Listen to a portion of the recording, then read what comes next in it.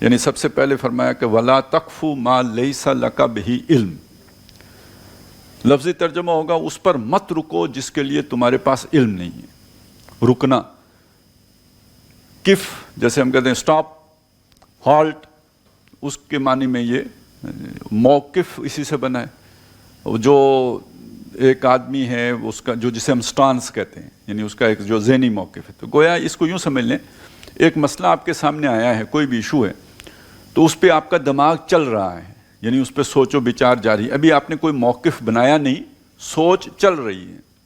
جہاں آپ کا دماغ جا کے رک گیا تو گویا وہ آپ کا موقف ہو گیا، وہاں آپ کا دماغ ٹھہر گیا ہے، اب آپ نے اس کو تسلیم کر لیا اس بات کو۔ یہ یوں پورا معنی اس کا یہ بنے گا۔ یہ آدمی کو رکنے کے لیے نہیں کہا گیا، وَلَا تَقْفُ، تم نہ رکو کا مطلب نہیں ہے، یعنی تمہاری سوچ نہ رکے، تمہارا ذہن نہ رکے، پھر اس لیے ہم اس کا پھر ترجمہ، تمہارا موقف جو ہے وہ اس بات پر نہیں ہونا چاہیے جس کے لیے تمہارے پاس علم نہ ہو۔ اچھا، علم نہ ہو یعنی مستند علم نہ ہو۔ ایک علم آپ کو کسی نے کوئی خبر دے دی، لیکن کیا معلوم وہ خبر جو ہے وہ مستند ہے یا نہیں ہے۔ جیسے حدیث میں آتا ہے نا کہ ایک آدمی کے جھوٹے ہونے کے لیے یہ بات کافی ہے کہ وہ ہر سنی سنائی بات آگے پہنچا دے۔ تو اب علم تو اس کے پاس آیا ہے، لیکن یہ کہ وہ سنا سنایا علم تھا، وہ مستند علم نہیں تھا، تو اس پر بھی آپ موقف نہیں بنا سکتے۔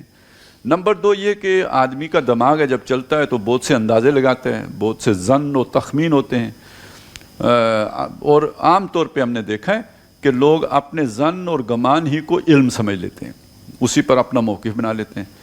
ایک کوئی آدمی جو ہے، کوئی ڈیڈ باڈی ملی تو اب اس کے بعد قیاس کے گھوڑے دوڑیں گے، کوئی کہے گا قتل کیا گیا، کوئی کہے گا جناب شراب پی تھی تو بے ہوش ہو کے گر کے مر گیا، کوئی کہے گا ایکسیڈنٹ ہوا۔ یہ سب اندازوں کی باتیں ہیں۔ اب اس سے اگلے اندازے یہ بھی لگانے شروع ہو جائیں گے لوگ کہ اس کو قتل کس نے کیا، کون اس کا دشمن تھا، کس کی اس سے دشمنی تھی۔ اس میں سے کوئی بات بھی علم کی بنیاد پر نہیں ہو، سب قیاسی باتیں ہیں، اندازوں کی باتیں ہیں۔ اچھا، اس سے آگے چلیں، یہ تو میں نے آپ کو ایک یعنی وہ مثال دے دی ہے جو ہمارے ساتھ پیش آتا ہے۔ چوری ہو گئی، اس پر بھی اب وہ جو لوگ کرتے ہیں جا کے وہ ناخنوں پہ کوئی حساب لگاتے ہیں اور عامل کے پاس جاتے ہیں، یہ کوئی علم نہیں ہے، یہ سب تیر تکے ہیں، اندازے ہیں، یہ توہم پرستی ہے، وہم، ایک وہم ہے۔ اچھا، وہم بھی بڑی بیماری ہے۔ وہم جس آدمی کو لاحق ہوتا ہے وہ اس پر یقین رکھتا ہے، اسے ویسا ہی نظر آنے سے لگتا ہے، یعنی اس حد تک یہ بیماری انسان کے اوپر طاری ہو جاتی ہے کہ جیسا اس کا وہم ہوتا ہے ویسا ہی اس کو دکھائی بھی دینے لگتا ہے۔ وہ ساری چیزیں اسی کے ساتھ جو ہے وہ سنکرونائز ہو جاتی ہیں، اسی ترتیب میں اس کے سامنے آ رہی ہوتی ہیں، تو اس کا تو یقین بن گیا ہوتا ہے اس کے اوپر۔ تو لیکن اس کی کوئی جسے کہتے ہیں نا جو مستند آپ کے پاس بات نہیں ہے، ایک وہم سے شروع ہوا اور وہ بڑھتا بڑھتا بڑھتا ایک تومار بن گیا۔ اب اس سے آگے ہے، آپ کو جنات نے خبریں لا کے دی ہیں،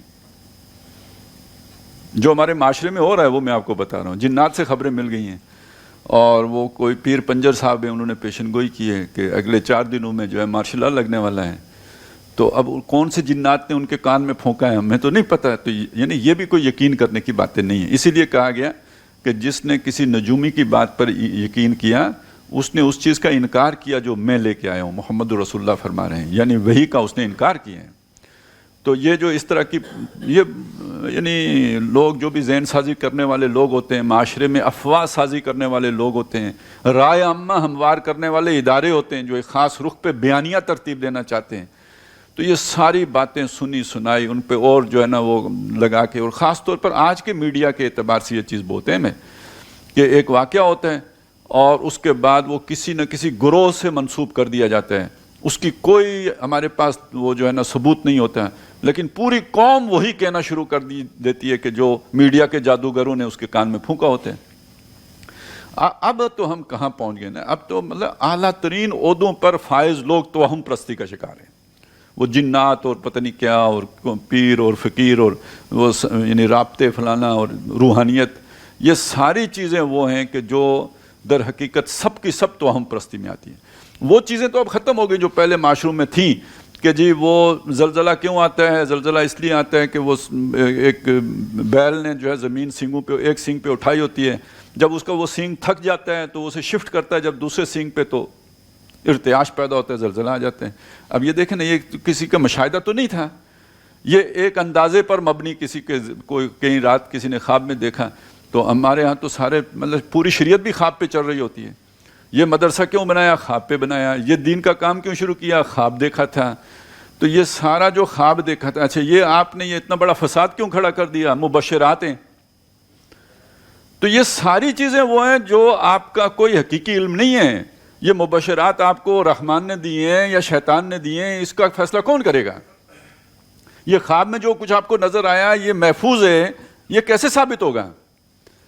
تو یہاں تو یعنی ایک طرف اللہ کی کتاب موجود ہے کہ دین کا کام کرنے کی ترتیب کیا ہے، آپ نے اس کو ایک طرف رکھ دیا. مجھے خواب میں یہ ترتیب آئی ہے، میں یہ لے کے چلوں گا. یہ موقف آپ نے جو بنا لیا، یہ محض ایک اپنے خواب کی بنیاد پر بنا لیا. تو یہ علم کے مقابلے میں ہے نا. علم تو یہ وہی ہے. اور علم دوسرا علم وہ ہے جو آپ کان سے جو ہے وہ سنیں، آنکھ سے دیکھیں، یا جو آپ کے حواس خمسہ کی گرفت میں آئے. تو دوسرا علم وہ ہے. ان دو میں سے ایک بھی نہ ہو تو وہ علم نہیں ہے، وہ ایک اندازہ ہے، وہ ایک وہم ہے، وہ ایک خیال ہے، وہ ایک غیر مستند بات ہے. تو گویا مسلمانوں کو اس بات سے روکا گیا ہے کہ ایک مسلم معاشرے کے اندر ان چیزوں کی کوئی اہمیت نہیں ہونی چاہیے. کسی نے خواب دیکھا، اس کی ذات کے لیے وہ خواب ہے، اس کی بنیاد پر وہ آ کے ہمارے اوپر دھونس نہ جمائے کہ میں نے خواب میں یہ دیکھا ہے اس لیے میں یہ کام کر رہا ہوں. ہمیں وہ دلیل دے کہ میں یہ کام کر رہا ہوں تو قرآن و سنت میں اس کا یہ جواز ہے. آپ کا خواب آپ کے لیے ہے، یا آپ کا خواب ہمارے لیے نہیں ہے. آپ نے استخارہ کیا ہے، آپ کا استخارہ آپ کے لیے ہے، وہ آپ کا استخارہ دوسروں کے لیے نہیں ہے. تو ہر آدمی نے اپنے علم کی بنیاد، اپنے موقف کی بنیاد، اپنی سوچ کی بنیاد، اپنے سٹانس کی بنیاد علم پر رکھنی ہے. یہ ہے جو بات. اور جب ایک معاشرے کے اندر یہ قدر رواج پا جائے تو تمام جو اس طرح کی افواہ سازیاں ہوتی ہیں، جھوٹے بیانیہ سازیاں ہوتی ہیں، اس سب کی جڑ کٹ جاتی ہیں. پھر بندہ تحقیق کرتا ہے، جی آپ یہ بات کہہ رہے ہیں تو کس بنیاد پہ کہہ رہے ہیں؟ آپ یہ الزام فلانے پہ دھر رہے ہیں تو بھئی یہ ٹھیک ہے، یہاں پہ دھماکہ تو ہوا ہے، لیکن آپ کہتے ہیں فلانے نے کیا ہے، تو اس کا کیا ثبوت ہے کہ فلانے ہی نہیں کیا؟ ہو سکتا ہے آپ نے خود کیا ہو، اس کو بدنام کرنے کے لیے اس کے ذمہ لگا دیا ہو. تو ایسا نہیں ہوتا کیا؟ دنیا میں لوگ ایسا نہیں کرتے. تو ایک مسلمان کو اس اعتبار سے یہ چوکنا ہونا چاہیے. یہ نہیں کہ بھئی وہ چونکہ میڈیا پہ بات آ گئی ہے تو جبریل علیہ السلام میڈیا پہ ہوتے ہیں. نہیں، جبریل علیہ السلام نہیں ہوتے. یہاں شیطان مردود لعین علیہ ما علیہ وہ ہوتے ہیں، یہاں کوئی علیہ السلام نہیں ہوتے. تو اس لیے ان باتوں کو بڑے اچھی طرح سے سمجھنے کی ضرورت ہے.